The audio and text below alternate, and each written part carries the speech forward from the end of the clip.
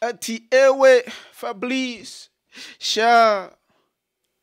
iyo ni titre Chimamanda yakoresheje kuri channel yiwe. Ego ino munsi ngomba ko tworaba kw'ibintu yoba yavuze turaza kumviriza ka video kiwe maze tumvirize n'intuzenya ni video yaciye kuri ishinga mateka channel yari live amasaha namugani tugenda kuraba kubice kw'ivyo Chimamanda yavuze ko maze inyishu yabajijwe n'umushinga mateka hanyuma yishugwa n'umu prime minister umushikiranganje wa mbere. Ego ngo ati n'ibintu bijanye na Buja City Plaza bijanye na Fabrice bijanye ngo ati ni soko rero munsi ngo ati ngomba dushire ukuri aho kuri vyose tugenda turabira buke rero ndagusaba ati wewe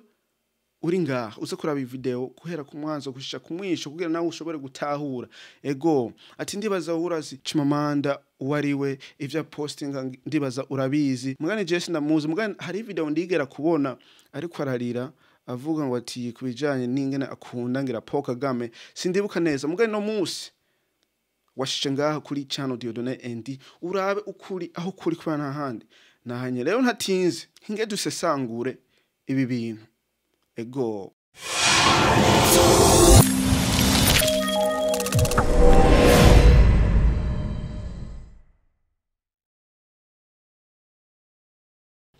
okay jewe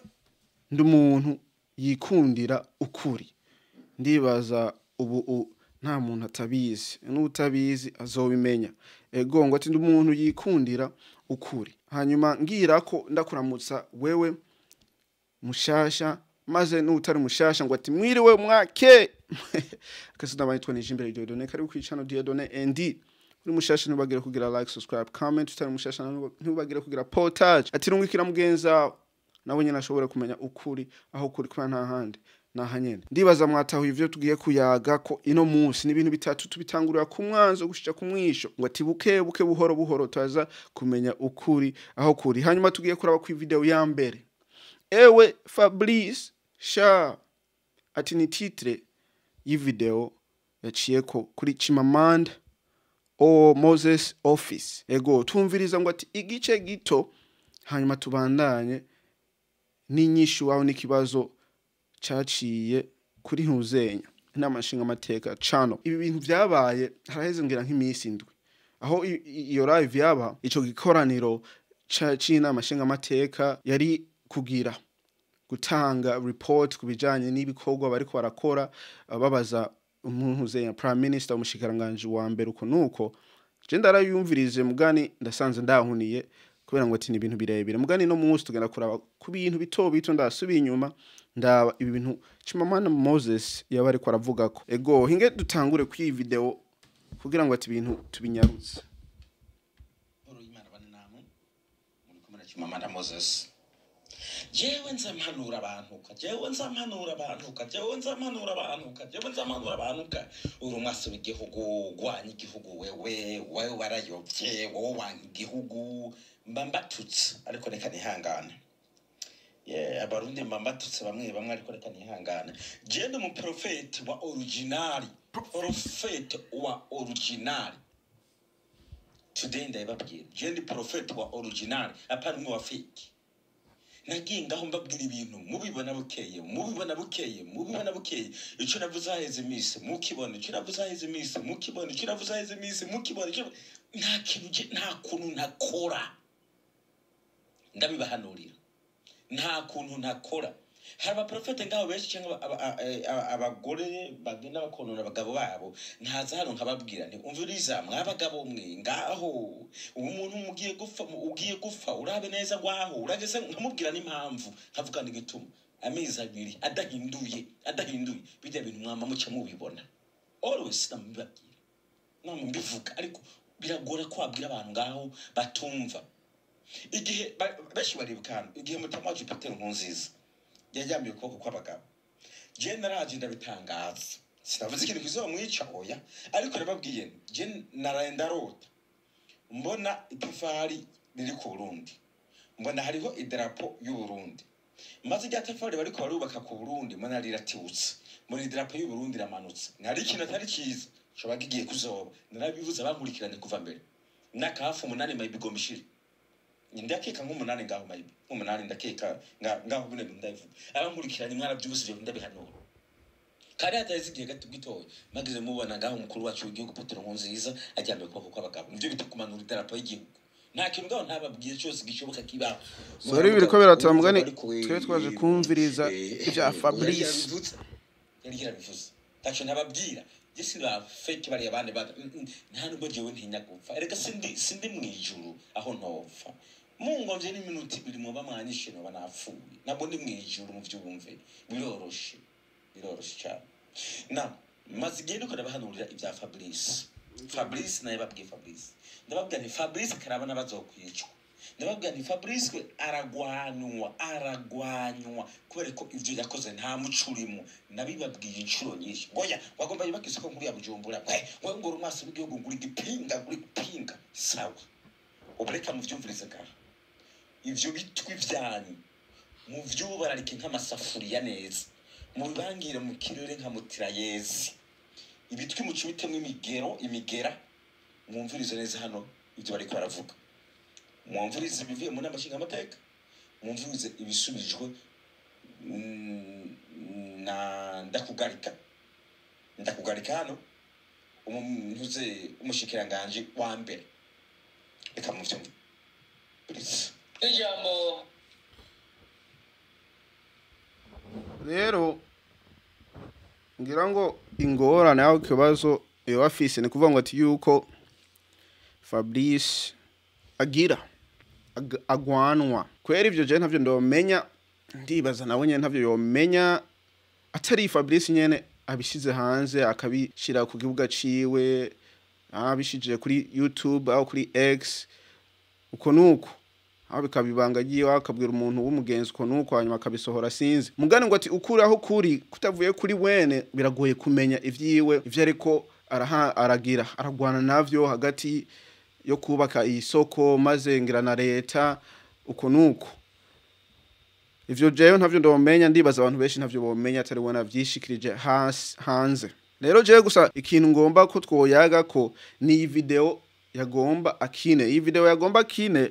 kugira tuvyumvye neza tumve yuko nyene Fabrice yo bari kongera aragwanywa nibijanye ngira no kubaka isoko aho ko bamugira nabi uko nuko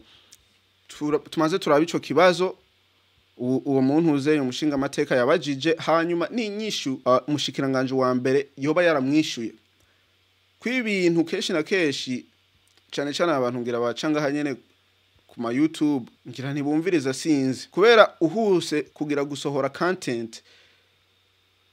biravana nimvo uyisohoye mu hari aho gusa abantu baraba utuntu nyene twa negative utuntu tubi akaba ari twone baca bafatira ko bakaca bagomba kudushira nga ego nanje ndabandi ko ndihenda kubera makuru ya Fabrice sindayazi mugani hinge tuyage ku ibintu tushobora kuba tubona atwumva tumenya uko nuko ikiyago caciye kwishinga amateka cano bashobora kugana kukiraba na masahane byose ngo ati ni ibintu bijanye na report mugani hinge twumvirize ico kibazo hanyuma tumvirize n'inyishu yahawe kuvuga ngo ati ngo bari ko baramugwanya twumve ko kweri nyene bari ko baramugwanya uko nuko hanyuma ikigira gatatu yako mushikanganje ego twabone ko muri raporo harimo bimwe mutagiye muvuga ariko tubona yuko biri muri raporo naho nyene vyo dufasha na cyane nk'ubu murabona isoko nkuru ya Bujumbura hari abaye umugambi kugira ngo yubakwe kandi twatuzi yuko ari kigega cy'igihugu ariko twarumvise yuko yagiye mu minwa y'abikoro twabo ariko gusa ngoma mpagaritse ngaho gatonya ujya rimwe na rimwe wumvirije urashobora gutahura ibintu byinshi kubera nk'iki kibazo ndibaza naho nyene cyabajijwe nabi cyabajijwe nabi inge dusubiremo gusa gatonya twumvirize tena hanyuma ikigira gatatu yako mushikanganje ego twabone ko muri raporo harimo bimwe mutagiye muvuga ariko tubona yuko biri muri raporo naho nyene vyo dufasha na cyane nk'ubu murabona isoko nkuru ya Bujumbura hari abaye umugambi kugira ngo yubakwe kandi twatuzi yuko ari kigega cy'igihugu ariko twarumvise yuko yagiye mu minwa y'abikoro twabo ariko ndabona yuko harimo kubera umaze kuvuga ngo ati ikigega cy'igihugu ngo yagiye mu minwe y'abantu bikorera utwabo, byumvikane ngira yari budget, ngira yari amahera leta yari ifise, hanyuma bayaha abo bantu bikorera utwabo. Je sindiko ndavuga gusa, ndiko ndavuga ivyo ndiyumvira, murantunga. Hanyuma ukaca wibuke yuko Fabrice nkuko bamuhaye aho yacindiye yaracindiye isoko. Yaracindiye isoko, vyumvikane kimba baramuhaye amahera ngira bazomuriha amaze kubaka ivyo bintu. Ntatarayaronka, urumva nta mahera leta iramuha. Rero gacuraba maze na wa mugambi wo kuvuga ngo ati One African Investment. Ujya One African Investment ni kugira aronka uburyo kugira yubake. Mugano ubwo buryo kugira yubake, urumva harimo investment y'abarundi. Murundi haherereye hose. Kugira nawe nyene azogire ikintu aroseko kwiyo nyubako, kubera nayo nyene ni ikintu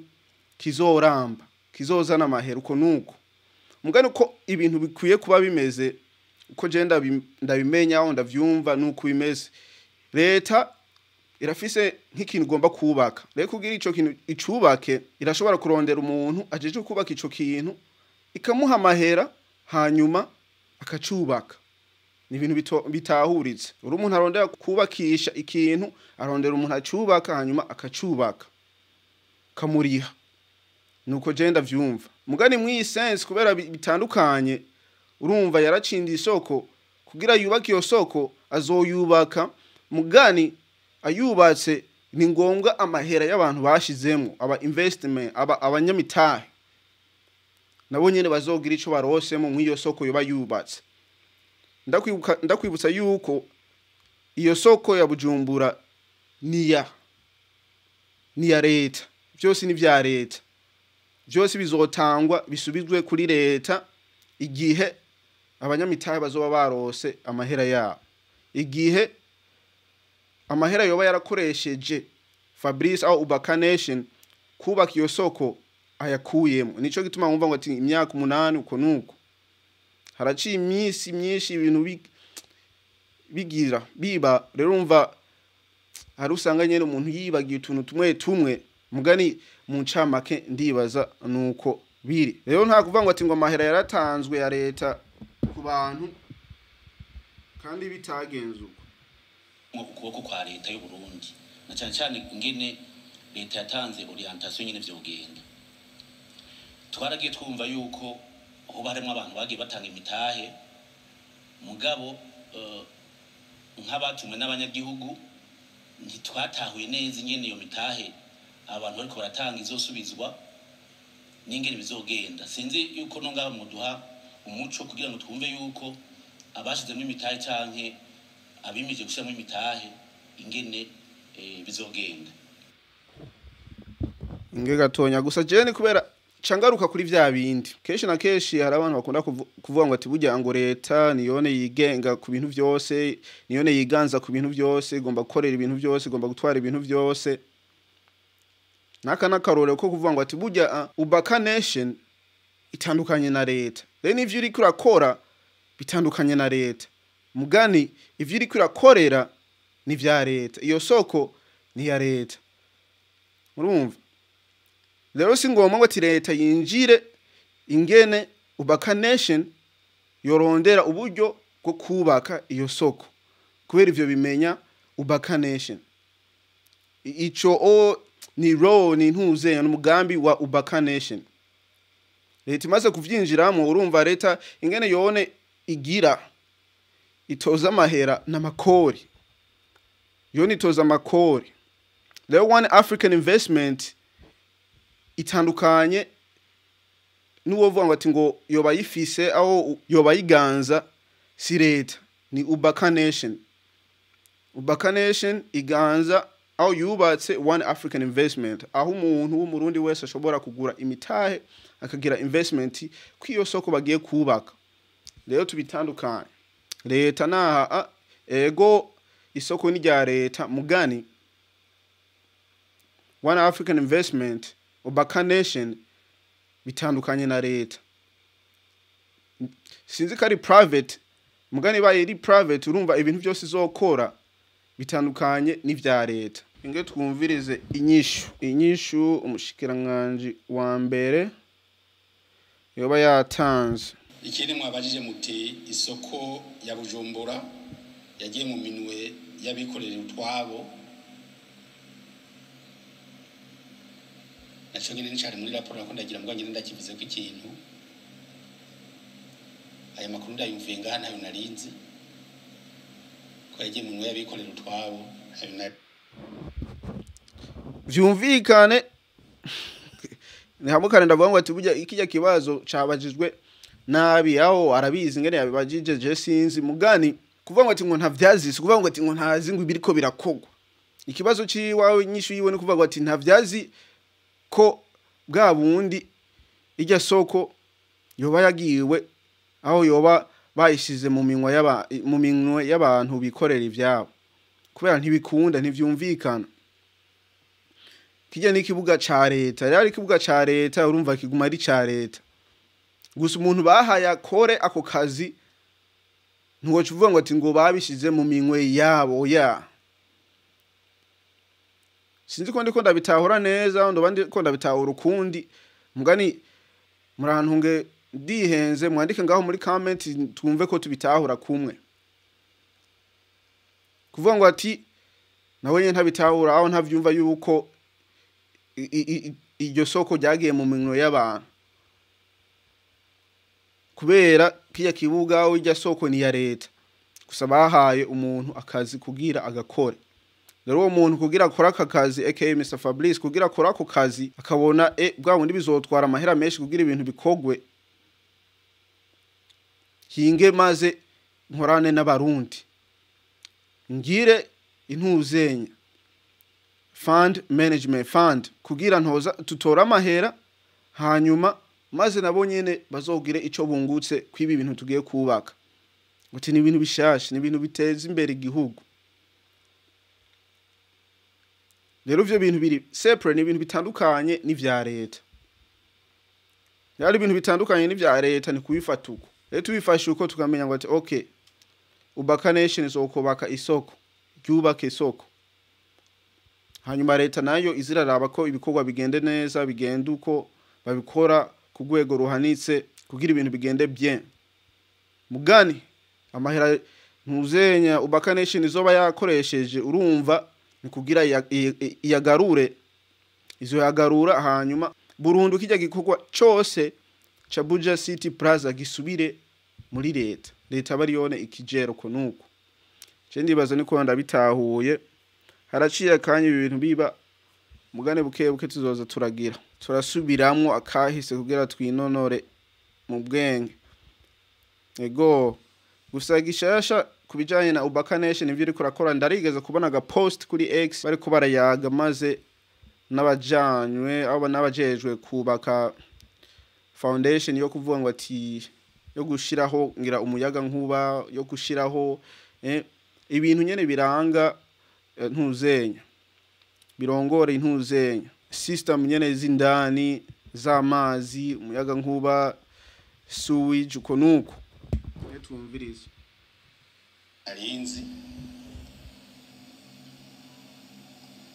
uca mubaza muti mbega abegeranije amafaranga abegeranije ayo mafaranga nabo nyene muri leta nta mafaranga leta yegeranije kuko ejo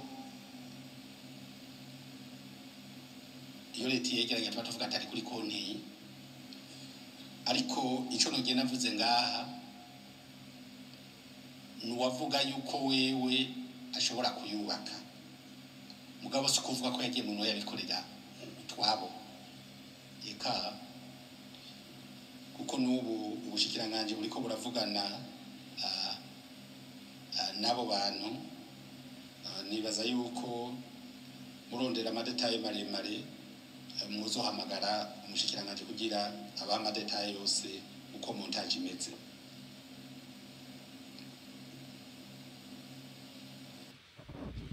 Ati uko nukuri ndibaza ari umuntu uri umuntu waravye ijya video ya Chimamanda Moses yose rusanga wabuze umutekano cyane waravuze ngo ati waraguza imitahe muri One African Investment hanyuma kumva aya makuru ngo ati ngo leta ngo ntizi ngo Fabrice ngo ibiki nibiki ngo bariko baramugwanya uvyumvirije neza nta numwe ariko baramugwanya vyose bimenya umushikiranganje ajejwe imyubako byose arabizi umushikiranganje wa mbere nawe nyene ahabwa na report ivuye ku mushikiranganje ajejwe imyubako wawe ajejwe ibindi bintu kanaka urumva nawe nyene baramushikiriza ibintu bariko bararangura ibintu biriko biraba Leni hamukanira cyamvuga ngo ati iki kibazo cabajijwe nabi urumva n'inyishu yabitomoye urumva n'inyishu yagize yari itomoye yabigize yabishize ku murongo yuko ivyo bintu nabonye ntavyo bazi kuvuga ngo ati ngo intuzenya isoko yagiye ku bantu uko nuko batazi ahubwo barazi umuntu yavuze yuko bagiye kuyubaka kandi bariko bararangura ibintu zenye biganiro bitandukanye kugira ibintu bigende neza kandi wifuza kubimenya aho kubibaza ko cyane abantu bajejwe shinga amateka babibaza ubujejwe aho mushikiranganje w'inyubako rero nta muntu ariko aragwanya je ndizera nta muntu ariko aragwanya Fabrice Imana iramubona kandi Imana iramurinda ntaki nawe nyene bibaye bo mwibangira ngo bakitwa twese nawe nyene ngira ntiyobimenya ko bamwivye nawe nyene wosanga abamwivye muri twese rero kumenya yuko ukuri kuriho kandi keshi na keshi abantu bo ngaha nyene bakora ama content beshi usanga bigombera nyene ko abantu babaraba ko abantu bumviriza bagirene gasanga rondeye kaje kantu nyene arahinduye story arahinduye ngene ibintu byagenze ikiganiro kugira yironkere ikiganiro ciwe yicreating ikiganiro ciwe kugira kirabwa n'abantu beshi mugani wumvise ukuri aho kuri je ndibaza nta muntu nta leta iri kuragwanya Fabrice Manirakiza nta leta iri kuragwanya Ubaka Nation gusa ni kubera hamwe nyene tutazi biriko biraba mwaka kanya mugani vyose bizoza kumugaragaro je ngo ati umuntu hari wambwiye ngo ati je ndimere nka Toma ngo ati nikubera ikintu cyose gifise imvo aho gifise ahantu ushobora kumenya ukuri aho kuri urashobora kugira kurondeza aho kubaza kugira umenye uko kuri aho kigira kugira umenye uko kuri aho kuri rero bene ibi bintu utavyumvise kuri benebo umushikiranganje wa mbere maze nico kibazo maze na Fabrice Ubaka Nation isohoye statement nta na kimwe ushobora kugira kwemera atari bona bavyisohoreye atari abone bavyivugiye nihone nawe ushobora gutahura nihone ushobora kumenya ukuri aho kuri hanyuma ukakurikiza ibishoboka ndizero washoboye kuraba aka video kugeza ngaha yatahuye yuko ego ijya video Chimamanda yakoze kuvuga ngo ati Fabrice bariko baramugwanya sivyo wumvise ingene kibazo cabajijwe nawe ucumvise urumva nawe nyene ngira ntazi biriko biraba hanyuma wumvise maze n'inyishu umushikiranganje wa mbere yamwishuye byose ngo ati ni ibintu bitahuritse bumvirije byose ngo ati biratahuritse mugari hagize igihinduka ibintu tutazi tuvyumvise kuri bo kuri Mr Fabrice Ubaka Nation uko nuko kumushikiranganje ajejwe inyubako uko nuko aho ibintu bihindutse ni bank bakorana BCB ntihenze uko nuko ati komeza n'urugendo rwangu ati vyose biri bien ego hanyuma mugira umunsi mwiza kasi nabanyitwe nije imbere Dieudonné tuzosubira kubona niyo twabonana peace.